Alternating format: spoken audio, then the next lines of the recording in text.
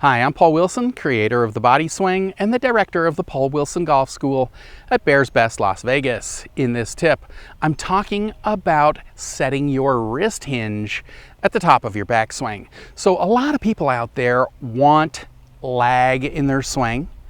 Well, problem is, a lot of people are in no position to even have lag in their swing.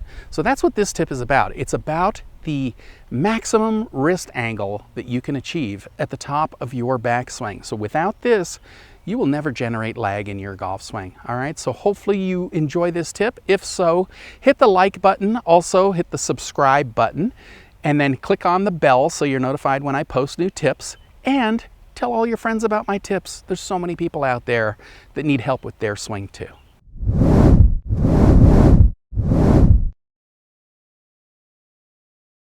So many people want lag in their golf swing. Problem is, people aren't in a position to even create lag.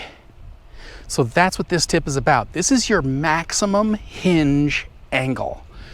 So here's what I'm getting at. When you hit the top of your backswing, you need to set your wrists to their maximum. So right here, if I hit the top of my backswing, see, right here, there is an angle between the club and my wrists.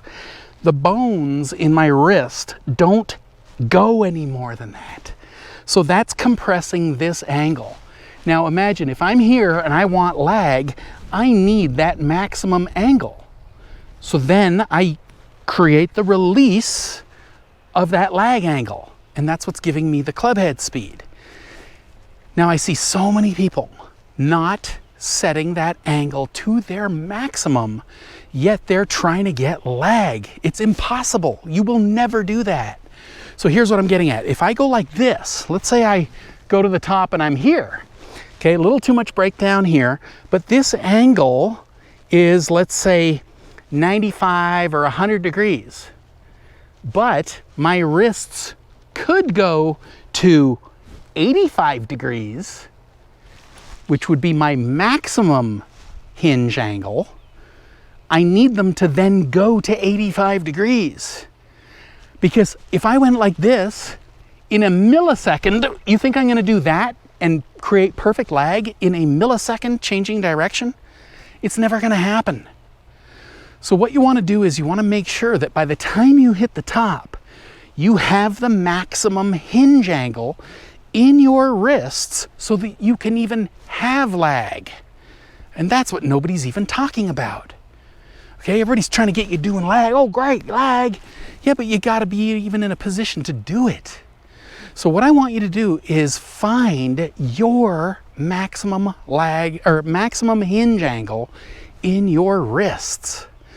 So how we're gonna do that? We gotta hold on to the golf club, okay? You can't let go to do this. That's a false sense of loose wrists. If you wanna, really make sure you're doing it right, you take a tee like this and you put it under this pad on your hand. Have it sticking out. Now you're gonna hold on tight enough to not drop that tee. Okay, so now as we go into our backswing, we are trying to hinge right here in our wrist joint, right there, until it doesn't go anymore. Okay? Now, when you do that, you're gonna feel potentially some pain in your wrists because you've never done it before.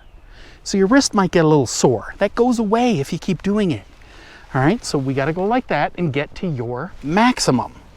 Now, I have had people that have had a broken wrist before.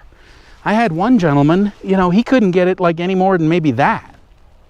That's perfectly fine because that is his maximum.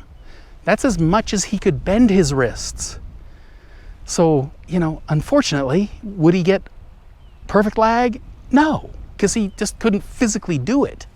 But if you can do this, you need to get that angle. So you got to keep working it over and over and over and over.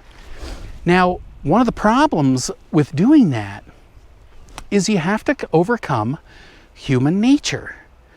So human nature is very protective of your body. So anytime it feels stress or you being uncomfortable, it'll go against that. So in this case, what you're doing is you're putting down pressure.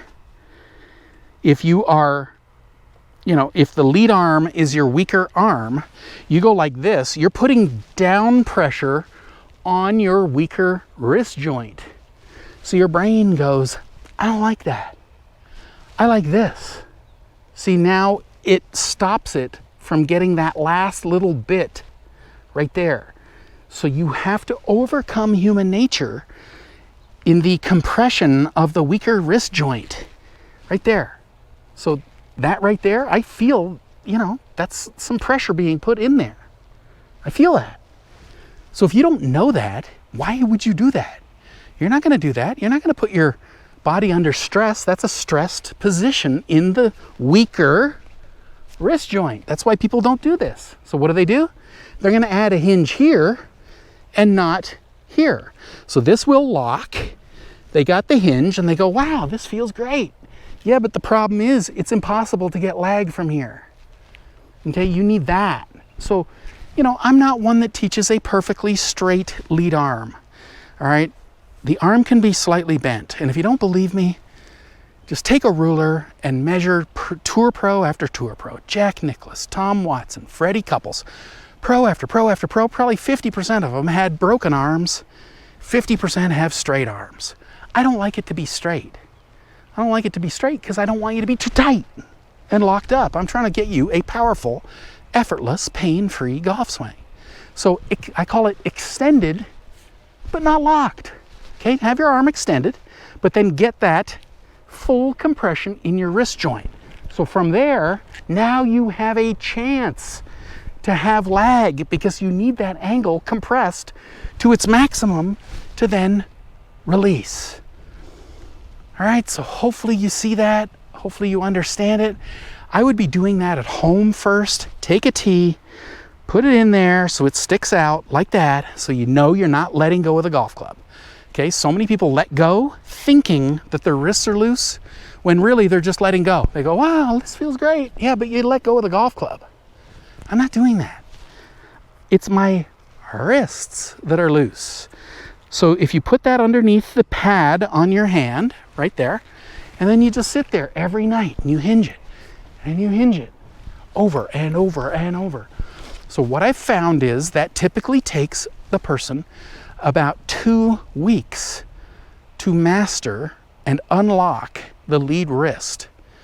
So that means practice swings every night for 2 weeks. It's going to feel uncomfortable. It might hurt a little bit when you first do it because you've never hinged your wrist fully. And, right here, when you do that, for some people, the club feels out of control at the top.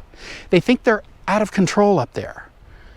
The thing is that it is in control because your wrist joint does not go any more than the maximum it can go. Right here. So if I go like this and I hinge to my maximum, I should be able to hit that same spot every single time because the bones don't go any more than that.